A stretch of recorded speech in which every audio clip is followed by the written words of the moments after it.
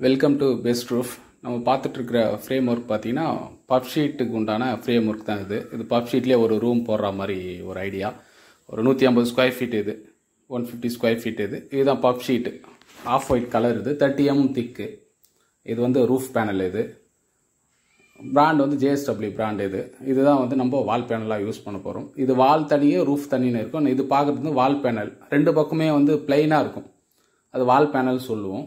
பப் ஷீட்டில் ரூஃப் பார்த்தீங்கன்னா அந்த கார்கேட்டட் இருக்கும், அது வந்து ரூஃப் பேனல் சொல்லுவோம். ஃபஸ்ட்டு சைடு முடிச்சுட்டு தான் ரூஃப் பண்ணுற மாதிரி இருக்கும்.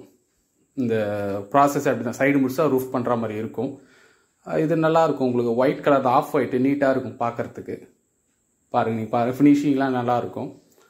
இது டோட்டலாக முடிச்சதுக்கப்புறம் உங்களுக்கு ஒரு வீடியோ பாருங்கள். Welcome to best room. நம்ம பார்த்துட்டு இருக்கிற ரூம் பார்த்தீங்கன்னா பப் பேனல், பப் ஷீட்லேயே பண்ண ரூம் தான் இது நம்ம பார்த்துருக்கோம். அதுக்கு முன்னாடி இந்த வீடியோவில் பார்த்தீங்கன்னா அதுக்கு உண்டான ஃப்ரேம் ஒர்க்கு, ஷீட் எப்படி ஃபிக்ஸ் பண்ணுறோம் எல்லாமே வெளியே பார்த்துருக்கீங்க. ஃபைனலாக ஷீட் போட்டு முடிச்சிருக்கோம். ஃபுல்லாக ஒரு ரூம்பாக வந்து பண்ணியிருக்கோம். அதுதான் இப்போ பார்க்குறது. இது பார்த்தீங்கன்னா ஒரு 150 ஸ்கொயர் ஃபீட்டு. இந்த ரூமுடைய சைஸ் வந்து 150 ஸ்கொயர் ஃபீட்டு. இது வந்து நார்மலான ஒரு ரூமுக்கு உண்டான ஸ்பேஸ் தான். இது நல்லாயிருக்கும்.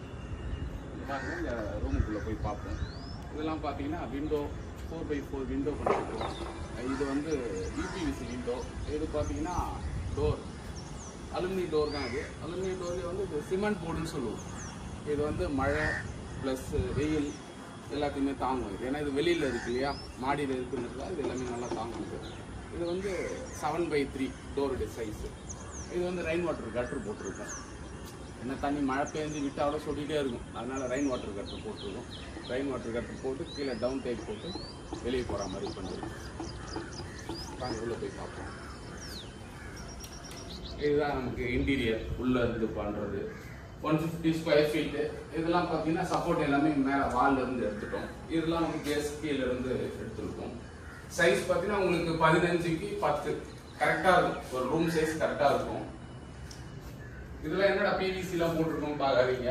இது வந்து பாத்ரூம். இது ஆல்ரெடி கட்டின இடம் தான். இது பாத்ரூம், இது சிவில்லே கட்டினது. அதுலேயே அட்டாச் பண்ணி ஒரு ரூம்பா வேணும் அப்படின்னு பண்ணியிருக்கோம். இது வந்து ஸ்லோப் இந்த சைடில், ஃப்ரண்ட்ல இந்த சைடில் இருக்கு, ஷெட்டுக்குள்ளே வரா மாதிரி இருக்கு. அதனால என்ன பண்ணணும்னா இந்த மெட்டல் ஷீட் தான் போட்டிருக்கோம். இந்த PVC பைப் சின்னதாக கட் பண்ணிட்டு இதை உள்ள சொருகி அப்படியே ஸ்க்ரூ பண்ணியிருக்கோம், போட்டு தண்ணி வெளியே எடுத்துருக்கோம். அதனால தான் இந்த கட்டர் வருது. இது பார்த்தீங்கன்னா நம்ம நீங்கள் ஆல்ரெடி பார்த்து அலுமினி விண்டோ 4x4 பண்ணியிருக்கோம்.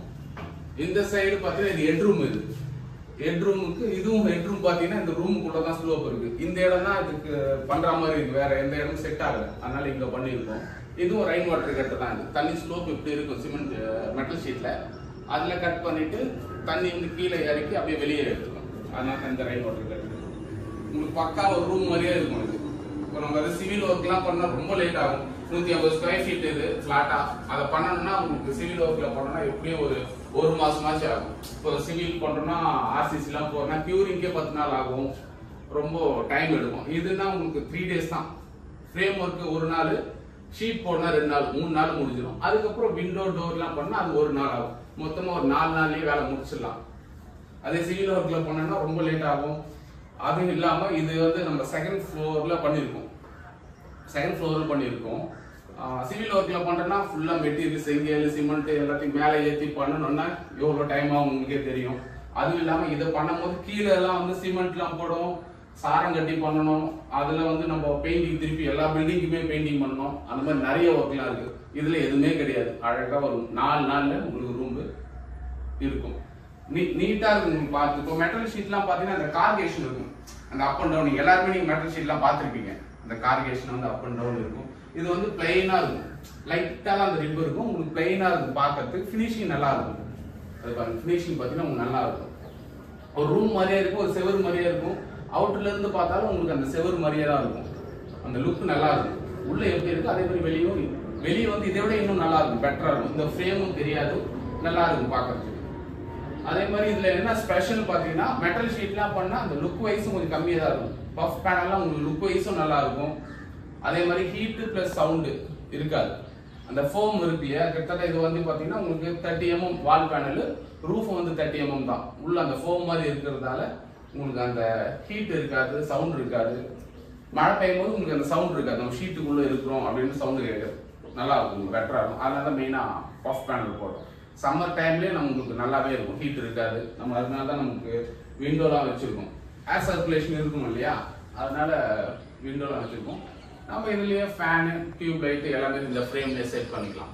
இது நம்ம ஆல்ரெடி வால் இருந்தது, அதனால வந்து சுவிட்ச் பாக்ஸ்லாம் இதுலேயே அடிச்சிட்டோம். இல்லை நாங்கள் வால் இல்லை என்ன பண்ணுறது அப்படின்னா நம்ம ஒன்றுமே இல்லை, இதே ஃப்ரேம்லேயே கூட நம்ம அந்த சுவிட்ச் பாக்ஸ்லாம் வச்சு ஃபிக்ஸ் பண்ணிக்கலாம், எந்த ஒரு ப்ராப்ளம். எப்படி நம்ம ஃபேனு லைட்டு போடுறோமோ அதே மாதிரி சுவிட்ச் பாக்ஸும் அதிலே ஃபிக்ஸ் பண்ணிக்கலாம். உங்களுக்கு கம்ஃபர்டபுளாக இருக்கும் இந்த மாதிரி ஷீட் போடணும். இது வந்து ஸ்பெஷலாக ஏன்னா இதுக்கு முன்னாடி வீடியோ வந்து 45 ஸ்கொயர் ஃபீட்டில் நாங்கள் போட்டது பண்ணியிருக்கோம். இது வந்து ஒரு 150 ஸ்கொயர் ஃபீட் தான். இருந்தாலும் இது வந்து ஒரு ஸ்பெஷல் எனக்கு.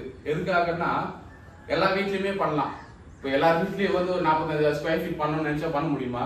முடியாது. ஆனால் இதெல்லாம் பார்த்து எல்லா வீட்லையுமே பண்ணலாம். எல்லா வீட்லையுமே வந்து மாடியில் ஒரு ரூம் இருக்கணும் அப்படின்னு நினைப்போம், பசங்க படிக்கிறதுக்கு. இல்லைன்னா நிறைய பேர் ஒர்க் ஃப்ரம் ஹோம்னு இருக்கும், அவங்கெல்லாம் வந்து வீட்டுக்குள்ளே பண்ணுறதை விட இந்த மாதிரி டெரஸில் ஒரு ரூமில் பண்ணும்போது ஒரு பீஸ்ஃபுல்லாக இருக்கும், நல்ல ஒரு என்விரான்மெண்ட் இருக்கும். அதனால் வந்து மாடியில் பண்ணணும்ட்டு எல்லாருமே நினைப்பாங்க. ஏன்னா நானும் அப்படிதான் நினைப்பேன், ஒரு ரூம் இருக்கணும் அப்படின்ட்டு, படிக்கிறதுக்கு நம்ம ஏதோ தனியாக ஒரு செப்பரேட்டாக வந்து இருக்கணும் அப்படின்னு. ஏன்னா கெஸ்ட் வந்தால் தாங்கலாம், அந்த மாதிரி நிறைய ஆப்ஷன் இருக்குது. கீழே பார்த்தீங்கன்னா தான் சிங்கிள் பெட்ரூமு, டபுள் பெட்ரூமாக இருந்தாலும் அந்த மாதிரி தோணும் ஒரு ரூம் மாடியில் இருக்கணும்ட்டு. அதனால மாடியில் ஒரு ரூம் பண்ணது. இந்த மாதிரி ஒர்க்கு உங்களுக்கு என்ன தேவைப்பட்டதுன்னா கால் பண்ணுங்கள், பெஸ்ட்டாக பண்ணி கொடுப்போம். தேங்க்ஸ்.